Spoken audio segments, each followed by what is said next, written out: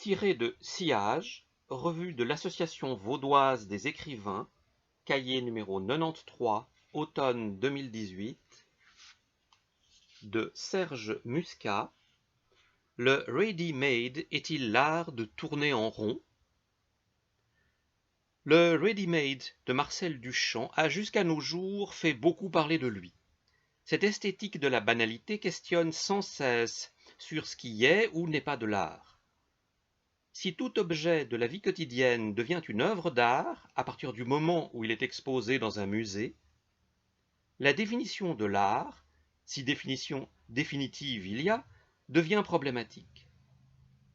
Aussi, nous posons-nous la question de savoir si le ready-made est transposable en musique. Si nous regardons par exemple Fontaine ou La pelle à neige, un bruit industriel peut-il devenir une œuvre musicale?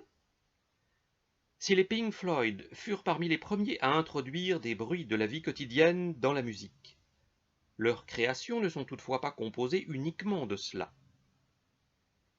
Si le bruit de la caisse enregistreuse est utilisé dans le morceau intitulé Money, il y a néanmoins une musique traditionnelle qui englobe ce bruit de caisse. Un ready-made musical intégral ferait donc entendre uniquement le bruit de la caisse enregistreuse. Peut-on dans ce cas encore parler d'art de la musique? On sait que des compositeurs comme Pierre Henry et Pierre Schaeffer se sont adonnés à des expérimentations musicales peu courantes, notamment dans le domaine de la musique concrète. Et on pourrait se demander si la musique concrète est un ready-made dans le monde musical. Procéder à une analogie entre les arts plastiques et les autres arts permet de mieux se poser la question de la légitimité artistique du ready-made de Marcel Duchamp. En appliquant ce principe au cinéma, le film d'amateur et de famille serait donc de l'art en puissance.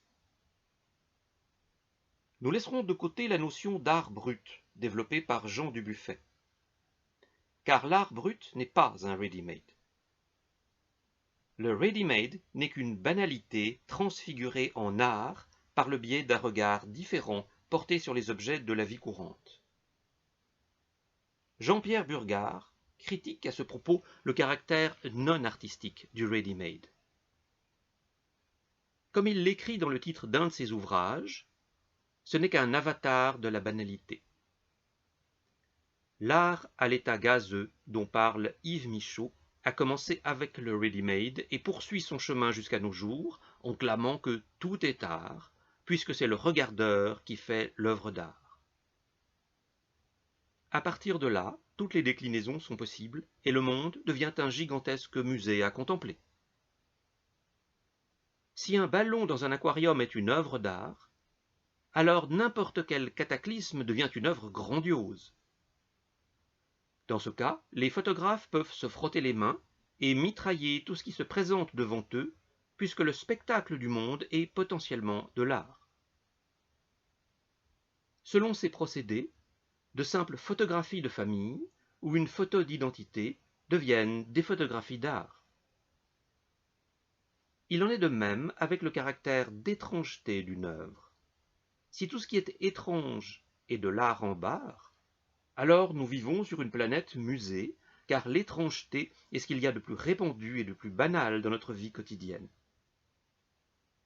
Durant toute notre vie, le monde nous semble chaque jour étrange et différent de ce que l'on percevait la veille. Le sentiment d'étrangeté est une des choses les plus partagées par les humains.